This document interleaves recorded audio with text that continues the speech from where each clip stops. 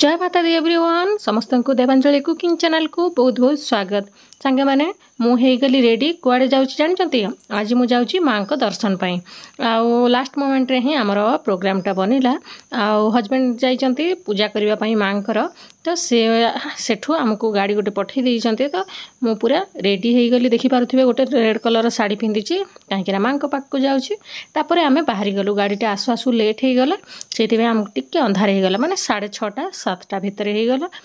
देख पारुथिबे केते सुंदर भाबरे माँकर माने बाहर पटे सुंदर कर सजा होईची एठिरु ही पूरा मनटा बहुत खुशी लागगला जे जा हो आज माँ को टिके दर्शन करिवो बोली कि तापर आमे आगे चललु